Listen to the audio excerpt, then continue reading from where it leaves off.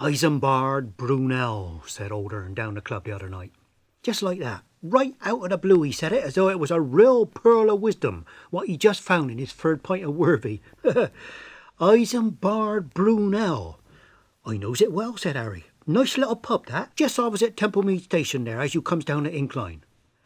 That, said Ern, is just about the limit of your conversation, Harry, innit? I mean, that's all you thinks about, pubs. You want to get a bigger Bristol to your imagination, you know. 'Cause old Ern to fancy himself, see, as a bit of a historian and a raconteur, like, see. And the social club, well, that's an ideal place for him to get on his high horse, innit? Isambard Kingdom Brunel was a very clever chap, he said. A sort of West Country entrepreneur, as you might say. Well, I'll give him one thing, said Harry. He keeps a beautiful pint in that pub of his. Look, that pub is there only to commemorate his memory, innit, you fool, says Ern. He's getting all worked up now, see. And you never heard of Brunel before? Course I have, said Harry, winking at the rest on him. He dug the box tunnel, didn't he?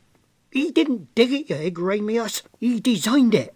Same as he designed a lot of other things, like the Salt Ash Bridge down Plymouth, and the Clifton Suspension Bridge, and what about the SS Great Britain, said Geoffrey. Ah, now, I'm glad you mentioned these, said Ern, 'cause that is where he almost come unstuck.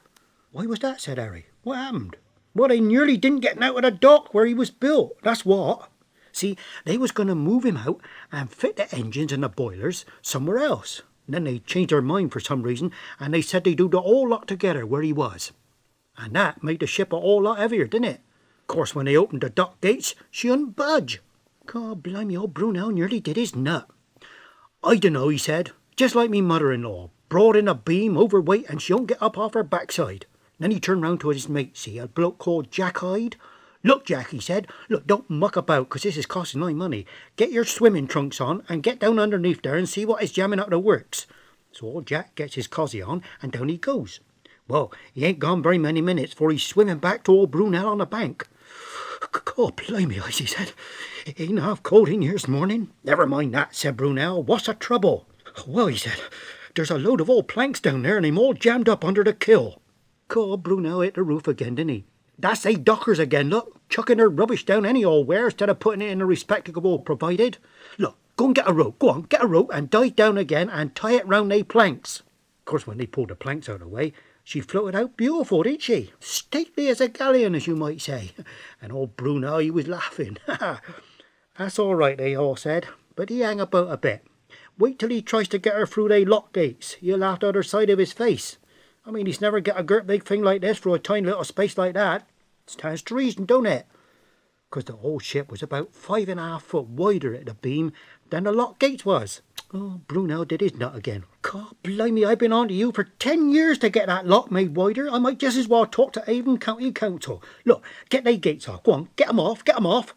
So, off comes the lock gates. And still she won't go through. God blimey, look, he said, it'll be high tide in a minute. Look, it's now or never. And he turned round to the bloke next to him, a little bloke called Smith, he was, see. Know anything about locks, he said. Yes, said the bloke, 'cause he was a locksmith, see. Right, said Brunel, grab hold of that pickaxe, sir, and start picking it. They girt big stones all along the side. Go on, hurry up. And away goes the bloke, see. Pick, pick, pick, and he knocks half the stones away at the entrance of the lock. And bump, the old Great Britain's through, ain't she? Right out into the River Avon.